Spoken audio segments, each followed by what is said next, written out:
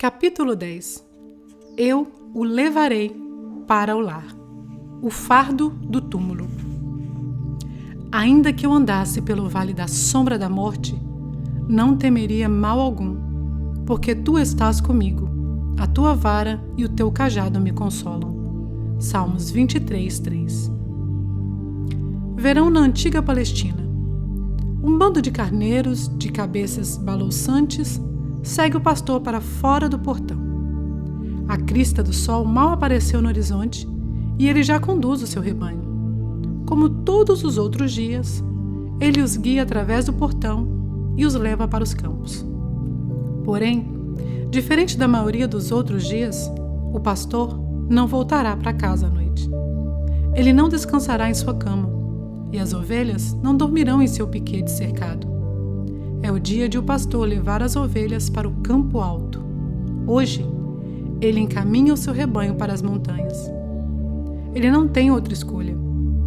O pastoreio da primavera deixou os seus pastos tosados, por isso ele precisa procurar novos campos. Sem outra companhia que não as ovelhas, e sem outro anelo que não o bem-estar delas, ele as guia para os espessos gramados das encostas. O pastor e o seu rebanho ir-se-ão por semanas, talvez meses. Ficarão lá até o outono, até que a grama se acabe e o frio se torne insuportável. Nem todos os pastores fazem essa jornada.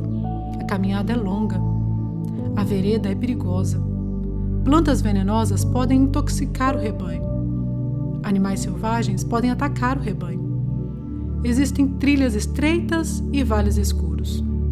Alguns pastores preferem a segurança dos pastos estéreis embaixo. Mas o bom pastor não. Ele conhece o caminho. Ele palmilhou esta trilha muitas vezes. Além do mais, ele está preparado. Vara na mão e cajado preso ao cinto. Com a vara, ele tangerá o rebanho. Com o cajado, ele o protegerá e guiará. Ele o conduzirá para as montanhas. Davi compreendia essa peregrinação anual. Antes de comandar Israel, ele comandou ovelhas. Poderia o seu tempo como pastor ser a inspiração por trás deste que é um dos mais importantes versículos da Bíblia? Ainda que eu andasse pelo vale da sombra da morte, não temeria mal algum, porque tu estás comigo, a tua vara e o teu cajado me consolam.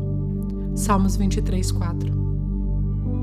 Porque o que o pastor faz com o rebanho, o nosso pastor fará conosco. Ele nos conduzirá aos campos elevados. Quando os pastos estiverem tosados aqui embaixo, Deus nos levará lá para cima. Ele nos guiará através do portão, para fora das terras rentes, e subirá a trilha da montanha. Como um pastor escreveu, toda montanha tem seus vales.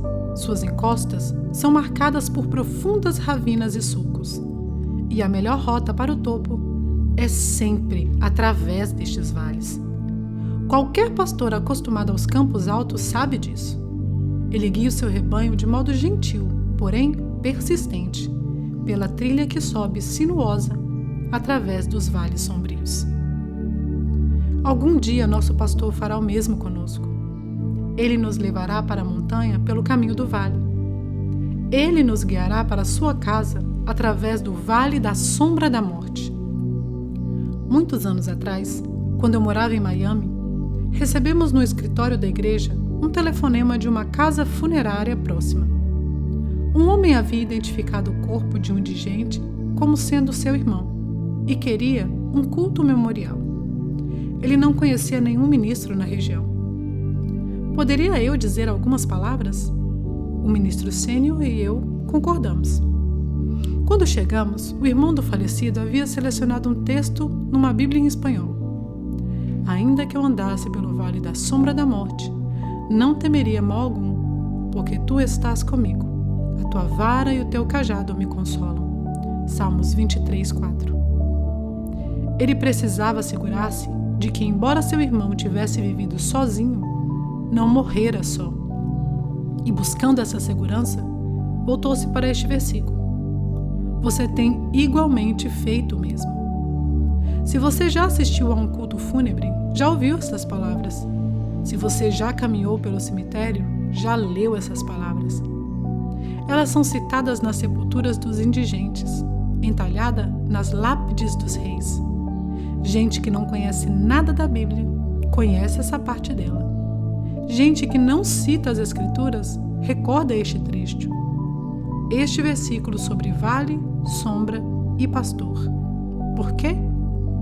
Por que estas palavras são tão estimadas? Por que este verso é tão amado? Posso pensar num par de razões. Em virtude deste salmo, Davi concede-nos 2 lembretes que podem ajudar-nos a perder o medo da sepultura. Todos já o enfrentamos. Numa vida assinalada por hora marcada com o médico, hora marcada com o dentista, hora marcada com a escola, não está marcada para nenhum de nós a hora em que vamos faltar. Não a hora marcada com a morte. Aos homens está ordenado morrerem uma vez, vindo depois disso o juízo. Hebreus 9:27. Oh, como gostaríamos de mudar este verso. Apenas 1 ou 2 palavras seriam suficientes. A quase todos está ordenado morrer, ou a todos menos a mim está ordenado morrer, ou a todos os que esquecerem de se alimentar direito e de tomar vitaminas está ordenado morrer. Mas estas não são as palavras de Deus. Em seu plano, todos devem morrer, mesmo aqueles que são corretos e tomam suas vitaminas. Eu poderia ter passado o dia todo sem lembrar você disso. Fazemos o possível para evitar o tópico. O homem sábio, porém, insiste que o enfrentemos honestamente. Melhor é ir à casa onde há luto do que ir à casa onde há banquete, porque ali se vê o fim de todos os homens, e os vivos o aplicam ao seu coração. Eclesiastes 7:2. Salomão não estava promovendo uma mórbida obsessão pela morte. Ele estava nos lembrando de sermos honestos quanto ao inevitável. Moisés fez a mesma exortação. No único salmo atribuído à sua pena, ele orou: a duração da nossa vida é de 70 anos. Ensina-nos a contar os nossos dias, de tal maneira que alcancemos coração sábio. Salmos 90, 10 e 12. O sábio se lembra da brevidade da vida. Exercícios podem obter-nos um pouco mais de batidas de coração. A medicina pode dar-nos um pouco mais de respiração, mas no fim, há um fim. E a melhor maneira de enfrentar a vida é ser honesto quanto à morte. Davi era. E ele pode ter matado Golias, mas não tinha ilusões quanto a evitar o gigante da morte. E embora o seu primeiro lembrete nos torne moderados, o segundo nos encoraja. Não temos de enfrentar a morte sozinhos. Não perca a mudança no vocabulário de Davi. Até este ponto, você e eu temos sido os ouvintes e Deus o assunto. O Senhor é meu pastor, Ele me faz deitar, Ele guia-me mansamente às águas tranquilas, Ele restaura minha alma, Ele guia-me pelas veredas da justiça. Nos 3 primeiros versos, Davi nos fala e Deus escuta. De repente, porém, no verso 4, Davi fala com Deus e nós ouvimos. É como se a face de Davi, que estava sobre nós, agora se voltasse para Deus. Seu poema torna-se uma oração. Em vez de falar conosco, ele fala com o bom pastor. Tu estás comigo, a tua vara e o teu cajado me consolam. A mensagem subentendida de Davi é sutil, porém crucial. Não enfrente a morte sem enfrentar Deus. Nem mesmo fale da morte sem falar com Deus. Ele, e apenas Ele, pode guiá-los através do vale. Outros podem especular ou aspirar, contudo, apenas Deus conhece o caminho para levá-lo ao lar. E apenas Deus está comprometido em levar você para lá em segurança. Anos depois de Davi haver escrito estes versos, outro pastor de Belém diria: na casa de meu pai há muitas moradas. Se não fosse assim, eu vou-lhe teria dito: pois vou preparar-vos lugar. E se eu for e vos preparar lugar, virei outra vez e vos levarei para mim mesmo, para que onde eu estiver, estejais vós também. João 14, 2 e 3. Note a promessa de Jesus. Virei outra vez e vos levarei para mim mesmo. Ele empenha-se em levar-nos ao lar. Ele não delega essa incumbência. Ele envia missionários para ensinar você. Manda anjos para proteger você, professores para guiar você, cantores para inspirar você, mas não manda ninguém para levar você. Ele reserva essa tarefa a si próprio. Eu voltarei e levarei você para casa. Ele é o seu pastor pessoal e ele é responsável, pessoalmente, em conduzir você ao lar. E porque ele está presente quando qualquer uma de suas ovelhas morre, você pode dizer o que Davi disse: não temerei mal algum.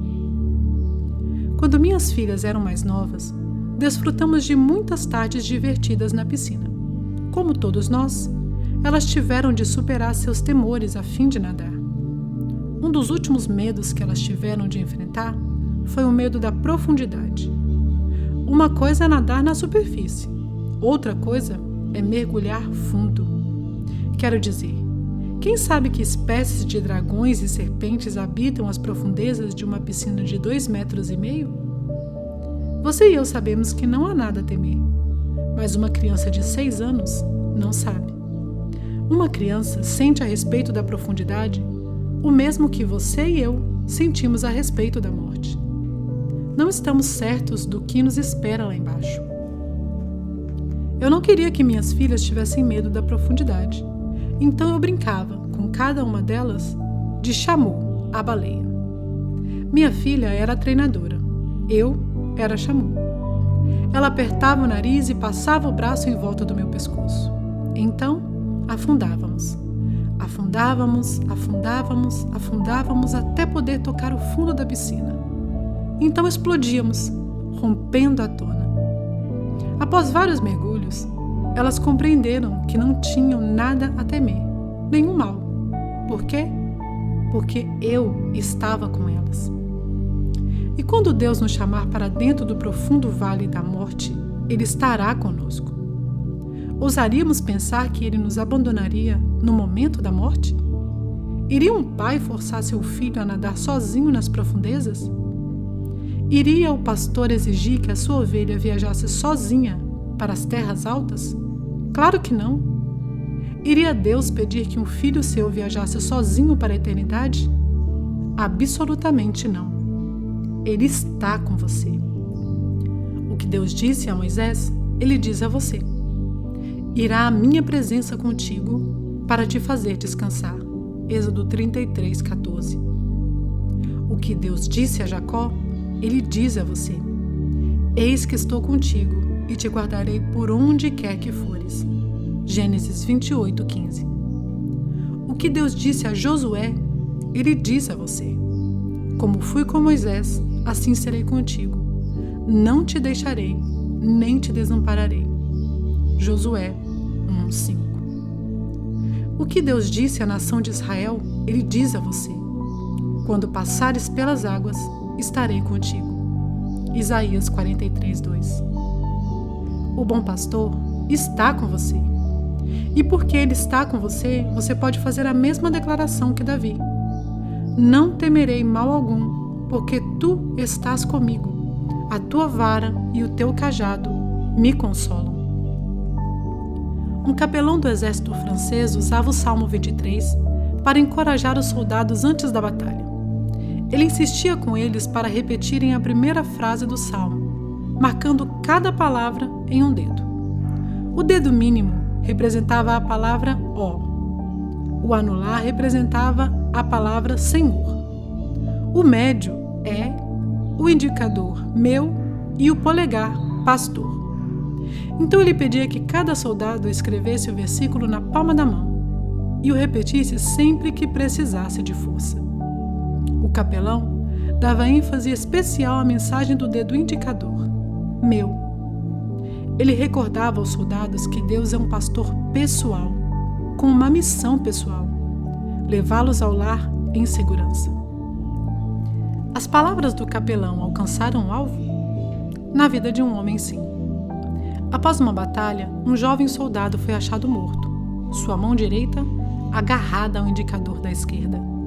O Senhor é o meu pastor. Oro para que as suas horas finais encontrem você agarrado à mesma esperança.